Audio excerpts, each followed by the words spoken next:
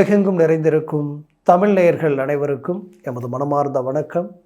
நான் உங்கள் ஜோதிடர் அந்தியூர் சுதாகர், பாரம்பரிய முறை ஜோதிட ஆராய்ச்சியாளர். இன்று நாம் காணக்கூடிய தலைப்பு அசுரகுருவும் தேவகுருவும் இணையக்கூடிய காலம். பார்த்திங்கன்னா மகர ராசி அன்பர்களுக்கு எப்பேற்பட்ட பலனை தரப்போகுது அப்படின்றத தெளிவாக இந்த காணொலியில் நம்ம பார்க்குறோம். நம்ம சேனலை சப்ஸ்கிரைப் பண்ணாதவங்க பண்ணிக்கோங்க, பெல் பட்டனை கிளிக் பண்ணி ஆல் ஆப்ஷனை கொடுத்துக்கோங்க. அப்போ தான் அடுத்தடுத்து காணொலிகள் உங்களை உடனடியாக வந்து அடையும். மகர ராசி அன்பர்களுக்கு இந்த குரு பகவான் மிதுனத்தில் இருக்கும்போது சுக்கிர பகவான் அவரோட போய் சேரக்கூடிய நாள் பார்த்திங்கன்னா மே மாதம் 14ஆம் தேதியிலிருந்து ஜூன் மாதம் 2ஆம் தேதி வரைக்கும் இருக்கும். குறுகிய காலகட்டமாக இருந்தாலும் ரொம்ப எச்சரிக்கையோடு செயல்படக்கூடிய ஒரு காலமாக இது இருக்குது. ஏன்னா அசுரகுருவும் தேவகுருவும் இணையும் போது மகர ராசிக்கு பார்த்திங்கன்னா குரு பகவான் 3-12க்கு அதிபதி. அவர் உங்களுக்கு 6ஆம் பாவத்தில் இருக்கார். அதே சமயம் உங்களுக்கு சுக்கிர பகவான் யார் அப்படின்னு பார்த்திங்கன்னா உங்களுடைய 4 to 5ஆம் அதிபதியும் அவர் தான். இந்த மகரத்துக்கு 10ஆம் அதிபதியும் அவர் தான். அப்போது 5 + 10ஆம் அதிபதி உங்களுக்கு 6ஆம் வீட்டில் போய் மறையிறது சிறப்பல்ல.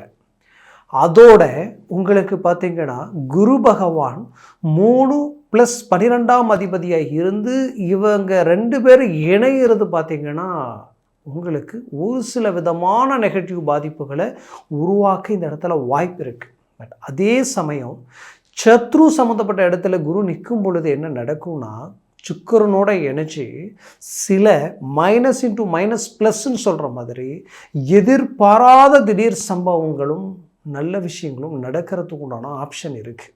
அதை தான் நம்ம தெளிவாக பார்க்குறோம். ஏன்னா மகர ராசியை பொறுத்தவரையிலையும் இந்த கடந்த காலகட்ட நிலை குரு எப்போ மறைஞ்சாரோ அப்போவே உங்களுக்கு எந்த ஒரு விஷயமையும் ஈஸியாக செய்ய முடியலன்னு நான் சொல்லுவேன். ஏன்னா எப்போவுமே மகர ராசி அன்பர்கள் திட்டமிட்டு செயல்படக்கூடியவங்க. எப்படின்னா ஒரு விஷயத்தை இறங்குறதுக்கு முன்னாடியே அட்வான்டேஜாக யோசித்து செயல்படக்கூடிய ஆற்றல் உங்கள்கிட்ட உண்டு. அது மட்டும் இல்லை, குடும்பத்துக்காகவே பாடுபடக்கூடியவங்க, வாழ்கிறவங்கன்னு சொல்லலாம். அதுலேயும் குறிப்பாக சொல்லணும்னா உழைப்பால், கடின உழைப்பால் உயரணும் அப்படின்னு நினைக்கக்கூடிய நேர்மை அவங்கக்கிட்ட எப்போவுமே இருக்கும். குறுக்கு வழியை பற்றி பெருசாக யோசிக்க மாட்டாங்க. அதே நேரத்தில் தன்னை பிடிச்சவங்க, தன்னை நம்பினவங்களுக்கு கைவிடாத அளவுக்கு அவங்கள காப்பாங்க. அந்த லெவலுக்கு பாதுகாப்பாக இருப்பாங்க. அந்த நல்ல குணம், அந்த நல்ல எண்ணம் அவங்களுக்கு இயற்கையாகவே உண்டு. அதுலேயும் குறிப்பாக இந்த மகர ராசி அன்பர்கள் மட்டும் திருமண விஷயத்தில், திருமணத்திற்கு முன்னாடியோ ஒருத்தர் மேலே அளவுக்கு அதிகமான நட்பும் சரி காதலும் சரி இருந்துட்டால் அவ்வளோ சாதாரணமாக அதை விட்டு வெளியில் வர மாட்டாங்க. பல பேர் திருமணமே செய்யாமல் வாழ்ந்தவங்க கூட இருக்கிறாங்க.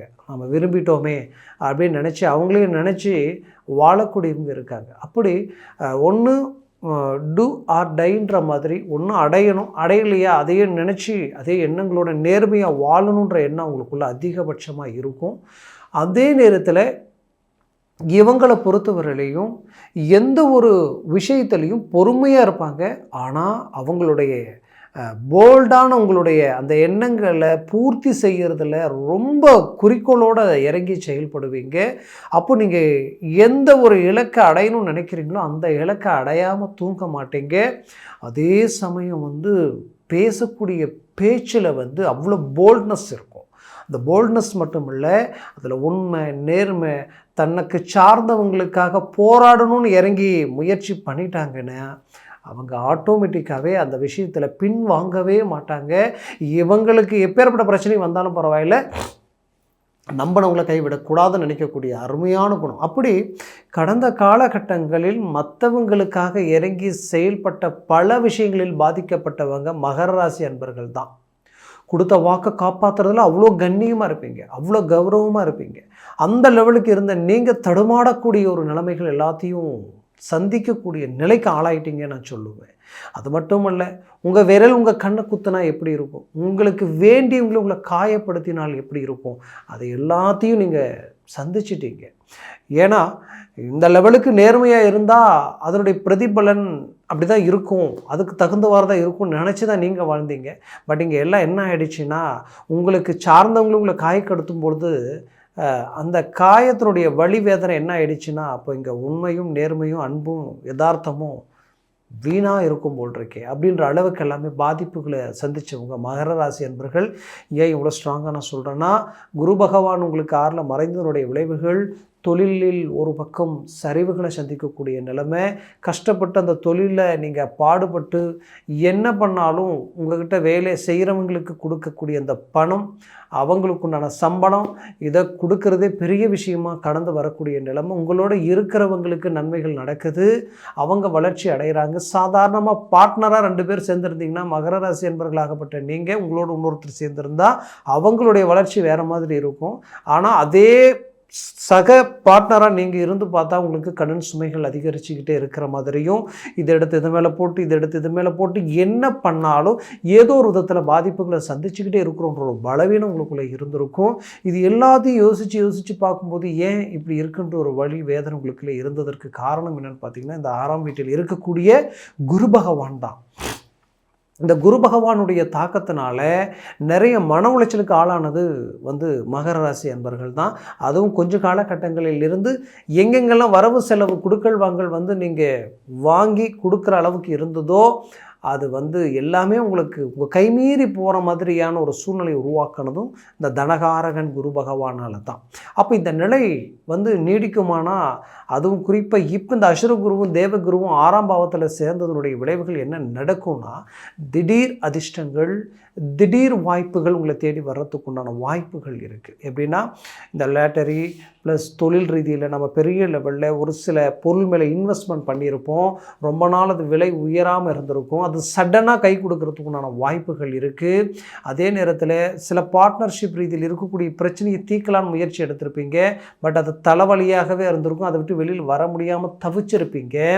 அதே நேரத்தில் பார்த்திங்கன்னா, இதில் குறிப்பாக உங்களுடைய வேலையாட்கள் உங்களுக்கு முழு ஒத்துழைப்பு கொடுக்காத ஒரு நிலைமை.